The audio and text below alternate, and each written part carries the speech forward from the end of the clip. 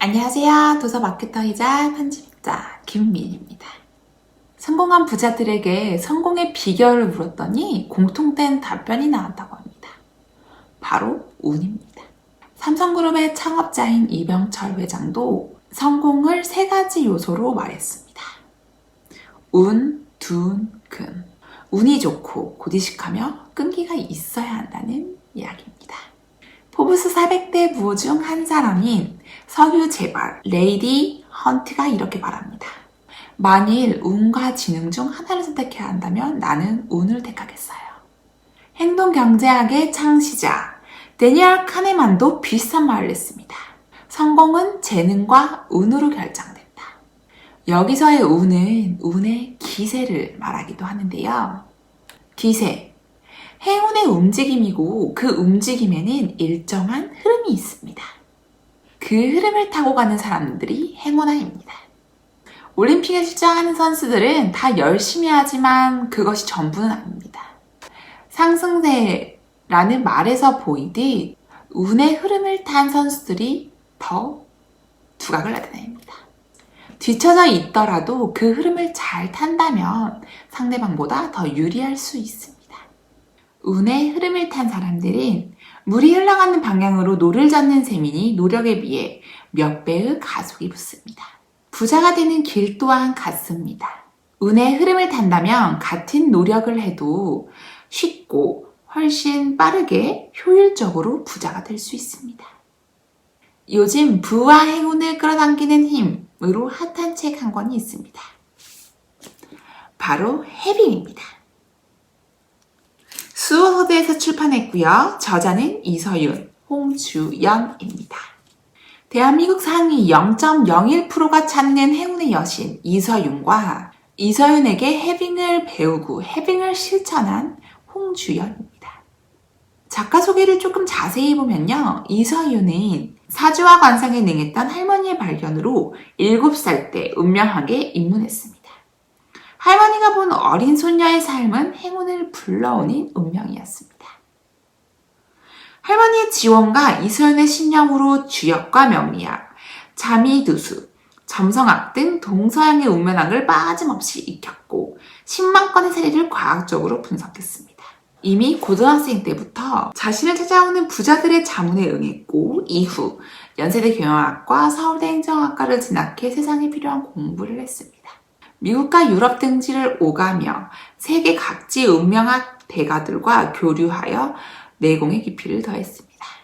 그리고 홍지연 작가는 중앙일보 사회부 기자로서 10년간 일을 했고 그리고 10년 뒤 이서연에게 해빙을 배우고 실천하여 결국에는 이 책을 함께 집필하게 되었습니다. 이 책의 구성은 이서윤과 홍지연이 만나서 해빙에 대한 이야기를 쭉 나누는 시간적인 구성으로 전개되고 있습니다. 이서윤은 부자를 2가지로 나뉩니다.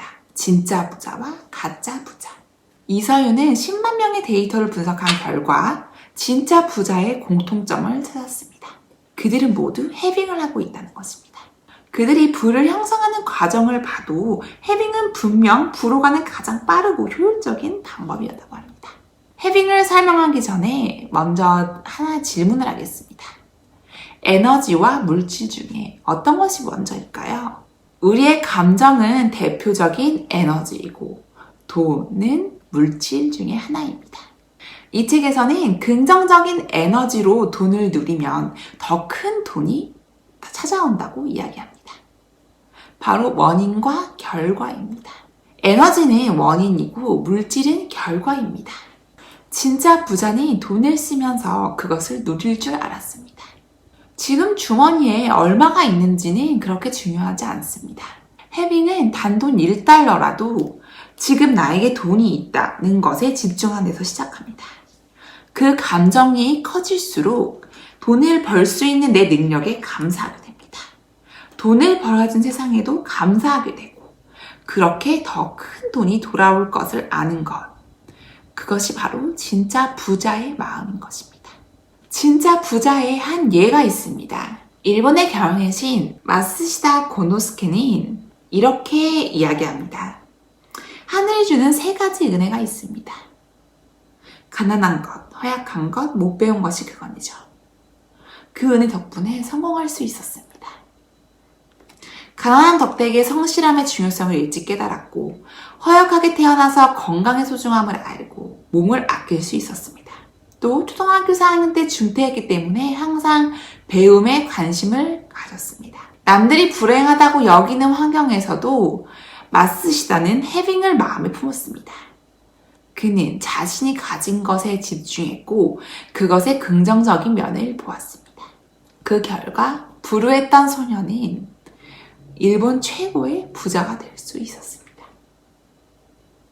이게 바로 해빙의 큰 힘입니다. 그렇다면 가짜 부자는 어떤 사람일까요? 가짜 부자는 돈을 쓸 때 충분하지 않다고 생각합니다. 있음보다는 없음에 더 집중을 하는 거죠. 혹독하게 아끼고 절약하지 않으면 큰 위험이 온다고 생각합니다. 가짜 부자는 돈이 언제 끊길지 모르는 그런 불안함에 사로잡혀 있습니다. 결국 가짜 부자들은 돈을 쓰지도 못하면서 불안과 불만족의 에너지를 내뿜고 있습니다. 이러면서 진짜 부자와 가짜 부자의 삶은 확연히 달라집니다. 그 이유는 시작점이 다르기 때문입니다. 진짜 부자는 오늘을 삽니다. 매일 그날의 기쁨에 충실하니까요. 가짜 부자는 내일만 삽니다. 오늘은 내일을 위해 희생해야 할 또 다른 하루에 불과하니까요. 진짜 부자에게 돈이란 오늘을 마음껏 누리게 해주는 수단이자 하인입니다. 반대로 가짜 부자에게는요. 돈은 목표이자 주인입니다. 그 돈을 지키고자 자신을 희생하는 겁니다. 해빙, 지금 가지고 있는 것을 느끼는 것, 이것은 어떻게 얻을 수 있을까요? 그 답은 바로 스스로에게 있습니다. 해빙의 핵심은 편안함입니다. 진정한 편안함이란 내 영혼이 원하는 것과 행동이 일치될 때 느껴지는 감정입니다.